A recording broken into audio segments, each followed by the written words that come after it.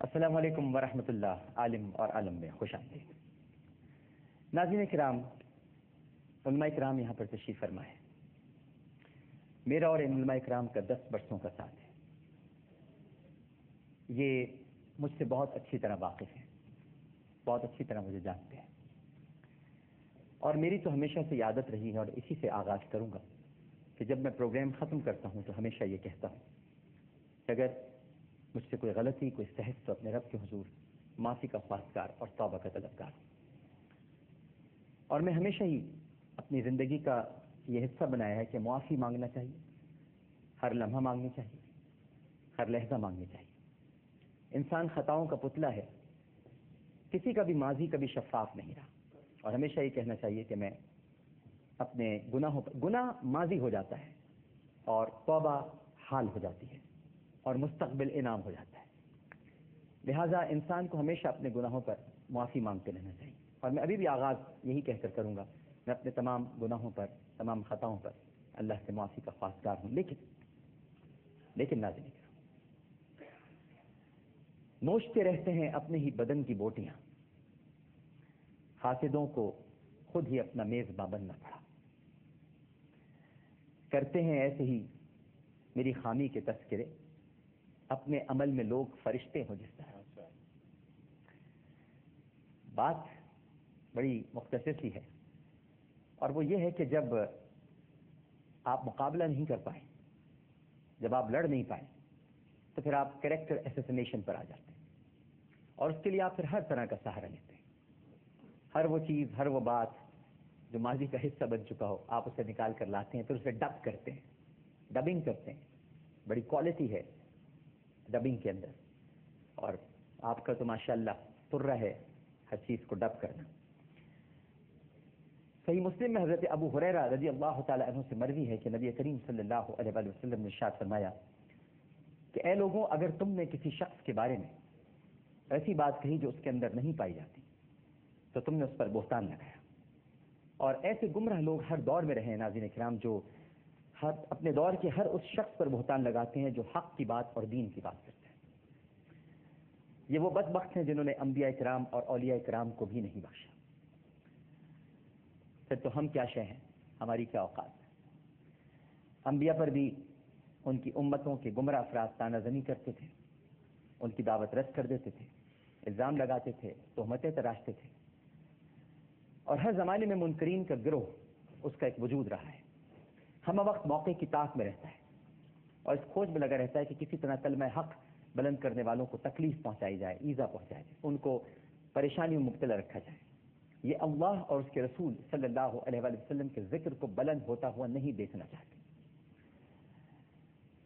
لا نہ سکا جب وہ خود کو میرے معیار پر تہمتیں دھرنے لگا، آخر میرے کردار کو۔ تو ناظرین کرام، کہنا میں یہ چاہوں گا کہ اس وقت جو کچھ بھی ایک پلانڈ سازش چل رہی ہے اس کو محسوس کر لیجئے گا، اور یہ جان لیجئے گا کہ یہ بڑی منظم ہے، اس کے پیچھے بہت سارے لوگ ہیں، اور یہ وہی سارے لوگ ہیں جو نبی کریم صلی اللہ علیہ وآلہ وسلم کی حرمت اور ان کی ختم نبوت کے معاملات پر ایک مخصوص رائے رکھتے ہیں، اور ہم نے ان کی رائے کو ہمیشہ نہ صرف یہ کہ چیلنج کیا ہے بلکہ شمشیر برہنہ رہے ہیں۔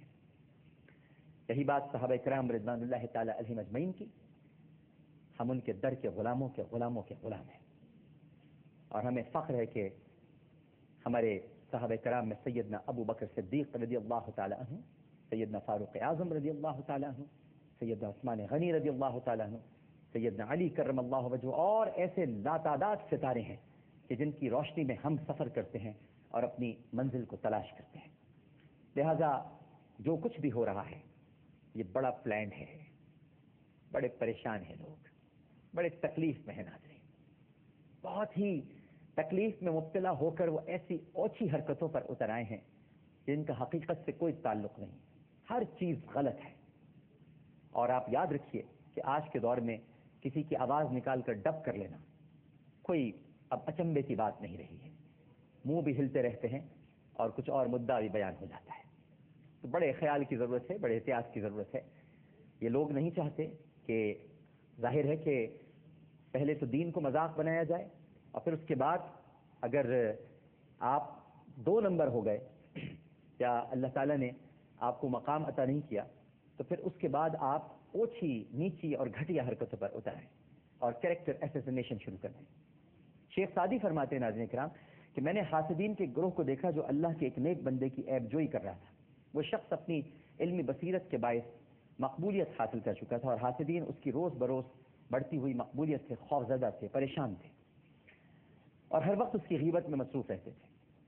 حاسدین نے سازش کر کے لوگوں کو اس کے خلاف برگلا دیا, پورا شہر اس کے خلاف ہو گیا, شہر میں کوڑام بچ گیا, مگر ان صاحب کے چہرے پر کوئی ملال نہیں تھا, کوئی تکلیف نہیں تھی, کوئی پریشانی نہیں تھی. انہوں نے پوچھا, اے بھائی, اس آزمائش کی گھڑی میں جبکہ پورا شہر تیرے خلاف, سب لوگ تیرے خلاف ہو گئے, تو پریشان نہیں ہے, تیرے چہرے پر کوئی فکر نہیں ہے, تردد کے آثار نہیں, مسئلہ کیا ہے؟ تو شخص نے کہا کہ کیا تو نے قرآن پاک کی آیت نہیں پڑھی؟ بے شک اللہ قادر ہے کہ جسے چاہے عزت دے اور جسے چاہے ذلت دے. عزت اور ذلت اسی کے ہاتھ میں ہے. تو آج مجھے جو مقام ملا ہے اللہ رب العزت کے در سے ملا ہے, اس کے محبوب کی چوکھٹ سے ملا ہے.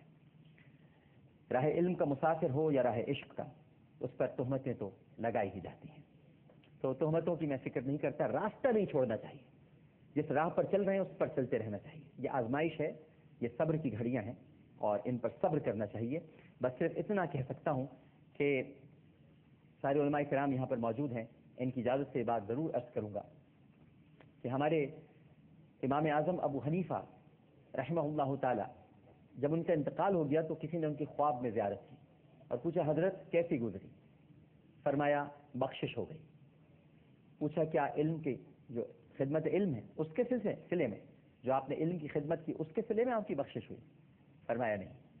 پوچھا, پھر آپ کی بخشش کیسے ہو گئی؟ فرمایا کہ لوگوں کی عیب جوئی کام آ گئی. جو لوگ میری عیب جوئی کیا کرتے تھے وہ میرے کام آ گئے. تو ناظرین کرام, صرف اتنا کہوں گا کہ وار کر سکتا ہوں میں بھی اپنے دشمن پر, مگر وار کر سکتا ہوں میں بھی اپنے دشمن پر, مگر سوچتا ہوں درمیاں پھر فرق کیا رہ جائے گا. سوچتا ہوں درمیاں پھر فرق کیا رہ جائے گا. ہم ایسا تشریف فرما ہے رکن اسلامی نظریاتی کونسل, شیخ الحدیث جامعہ غوثیہ رضویہ سکھر, ہمارے بہت ہی قابل احترام تشریف فرما ہے مفتی محمد ابراہیم قادری صاحب. السلام علیکم.